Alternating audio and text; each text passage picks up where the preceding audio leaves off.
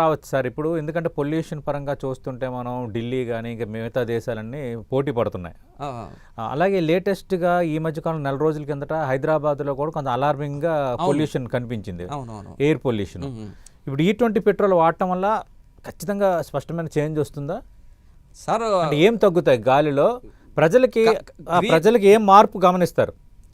ఇప్పుడు మామూలు పెట్రోల్ వలన గ్రీన్ హౌస్ గ్యాసెస్ విడుదలవుతాయి. విడుదలవుతాయి. అవును. గ్రీన్ హౌస్ గ్యాసెస్ అంటే హ్మ్. కార్బన్ డయాక్సైడ్, నైట్రోజన్ ఆక్సైడ్స్ అవును. And chlorofluoro carbons, water vapours ఇవన్నీ కూడా గ్రీన్ హౌస్ గ్యాసెస్ కింద అనుకుంటాం. అవును. మీథేన్ ఇవన్నీ కూడా. అవును.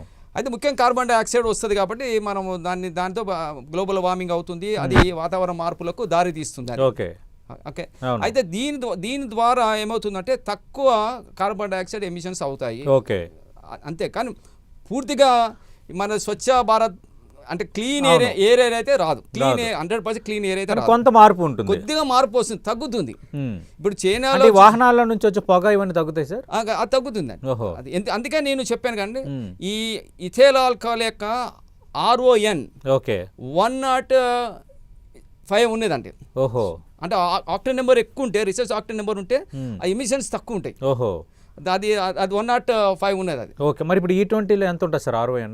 RON 95 మినిమం 95 ఉండాలని ఫిక్స్ చేసింది. ఫిక్స్ చేస్తారు. ఓహో. ఇప్పుడు మనం మామూలుగా వాడుతున్న పెట్రోల్కి 91 వరకు ఉంటుంది. ఓహో. ఇది 95. అంటే ఇప్పుడు ఇథైల్ ఆల్కహాల్కి 105 ఉంటుంది ఆక్టేన్ నెంబరు. మ్మ్. దీన్ని మనం మామూలు పెట్రోల్ కలపడం వల్ల ఒక 5-6 పాయింట్లు పెరుగుతుంది. ఓకే. ఆక్టేన్ నెంబర్ పెరుగుతుంది. ఓహో. ఆక్టేన్ నెంబర్ పెరిగినప్పుడు మైలేజ్ పెరుగుతుంది, దాని యొక్క పెర్ఫార్మెన్స్ పెరుగుతుంది, ఎమిషన్స్ తగ్గిపోతాయి. ఓకే. ఇది అన్నట్టు యాక్చువల్లీ. ఓకే. సార్ మరి ఇప్పుడు E20 పెట్రోల్ అనేది విరివిగా అన్ని పెట్రోల్ బంకుల్లో దొరుకుతుంది. దీనికి మరి ప్రత్యేకంగా పెట్రోల్ బంకులు ఏమైనా వస్తాయా? లేదా గవర్నమెంట్ కొన్ని చోట్ల దొరుకుతాయా? గవర్నమెంట్ ఏం చెప్పిందంటే అన్ని చోట్ల కంపల్సరీ అని చెప్పినప్పుడు అన్ని చోట్ల ఓకే. సాధారణంగా మామూలు ఇప్పుడు వెళ్ళి పెట్రోల్ కొట్టుకుంటున్నట్టే వెళ్ళి కొట్టించుకోవటం. అంతే. ఓకే. ఈ పెట్రోల్ బంకులోనే అది అమ్మేస్తారు. అవును. దానికి సపరేట్గా పంప్స్ ఏమి ఉండవు. ఓహో. ఓకే. అది అంటే సార్ ఇప్పుడు ఆల్రెడీ మనం ఎలక్ట్రికల్ వెహికల్స్ని కోసం మాట్లాడుకుంటున్నాము.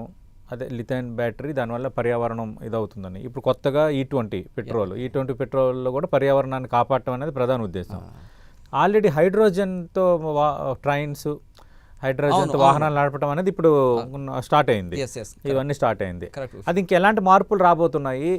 E20లో కూడా ఇంకేమైనా ఫ్యూచర్లో E20 అంటే 20% ఇథైల్ కలిపడం అనేది ఇంక రేపొద్దున పెరుగుతుందా? సార్ మీరు చెప్పిన బ్యాటరీ వెహికల్స్, మీరు E20 వెహికల్స్, హైడ్రోజన్ ఫ్యూయల్ వెహికల్స్లో చూస్తే ఈ మూడులో చూస్తే best fuel hydrogen fuel. Okay. ఎందుకంటే హైడ్రోజన్ని మనము ఎలక్ట్రాలసిస్, నీటిని విద్యుత్ విశ్లేషణ చేసినప్పుడు నీటి ఫార్ములా H2O. అవును. H2Oకి ఎలక్ట్రాలసిస్, మ్మ్. విద్యుత్ విశ్లేషణ. ఈ విద్యుత్ విశ్లేషణకు కరెంటు మనము సోలార్ నుంచి కానీ విండ్ ఎనర్జీ కానీ ఉపయోగించుకొని H2O నుంచి H2 తీయవచ్చు. ఓహో. హైడ్రోజన్ గ్యాస్ని తీయచ్చు, వేరు చేయొచ్చు. వేరు చేయొచ్చు. మ్మ్. ఓకే. ఓకే. ఈ హైడ్రోజన్ గ్యాస్ని మళ్ళీ మనము గాలిలో మండించాలి. ఓహో. దాన్ని కంబషన్ అంటాం. ఓహో. మండించినప్పుడు మళ్ళీ ఏం బయటకు వస్తుంది? మ్మ్. వాటర్ బయటకు వస్తుంది. అవును. ఎవాపరేట్ అయ్యి వాటర్ వాటర్ వస్తుంది. ఇప్పుడు H2O నుంచి H2 వచ్చింది. అవును. H2ని మళ్ళీ బర్న్ చేయాలంటే ఆక్సిజన్ కావాలి. అవును. బర్న్ చేసినప్పుడు మళ్ళీ ఏమొస్తుంది? వాటర్ వస్తుంది. మ్మ్. కాబట్టి ఇక్కడ వాటర్ అనేది మనకు ప్లెంటీ ఆఫ్ వాటర్ ఉన్నది. అవును. భూమి మీద 4 వంతులలో 3 వంతులు వాటర్ ఉండేది. అవును. మనకు కాబట్టి ఆ వాటర్ని మనం ఎలక్ట్రాలసిస్ చేసుకుంటే హైడ్రోజన్ వస్తుంది. దీన్ని గ్రీన్ ఎనర్జీ అనాలి. అవును.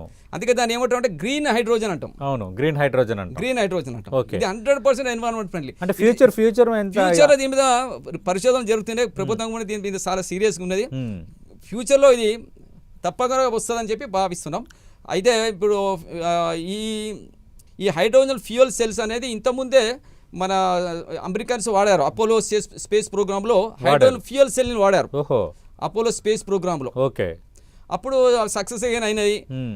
ఈ టాటా కంపెనీ వాళ్ళు కూడా ఈ బస్సులను ఈ హైడ్రోజన్ ఫ్యూయల్ సెల్ తోటి నడిపిస్తున్నారు. ప్రస్తుతం ఈ గ్రీన్ హైడ్రోజన్ మీద కూడా చాలా సీరియస్. రైల్వే శాఖ కూడా కొన్ని ఇంజిన్ ఇంట్రొడ్యూస్ చేసింది. ట్రైన్ కూడా నడిపింది. అవును. అంటే మనము ఒకటే కాకుండా మల్టిపుల్ డైరెక్షన్స్ లో గవర్నమెంట్ పోతుంది. ఓకే. ఎందుకంటే ఇప్పుడు మన 2026లో మన మోడీ గారు ఏం చెప్పారంటే 2030 కల్లా సంవత్సరం కల్లా మన ఉద్గారాలను 50% తగ్గించుకుంటామని చెప్పారు. Yes sir, okay. 2070 కల్లా 0 చేస్తామని చెప్పారు టార్గెట్. ఇందులో భాగంగా మనము రకరకాలైనటువంటి దారులు చూస్తున్నాం. సోలార్ ఎనర్జీని, ఇంట్లో సోలార్ ఎనర్జీని ఎంకరేజ్ చేస్తున్నాము, లిథియం అయాన్ బ్యాటరీని ఎంకరేజ్ చేస్తున్నాము, మళ్ళీ మీరు చెప్పినట్టుగా హైడ్రోజన్ వెహికల్, E20 వెహికల్, రకరకాల ఆప్షన్స్ చూస్తున్నాం. కంపల్సరిగా ఈ మనం ఒక మంచి గ్రీన్ ఎనర్జీ గోల్ వైపుకి మనం బాగా ఆలోచిస్తే పరిశోధన చేసి అటువైపు వెళ్తున్నాం మనం. రైట్.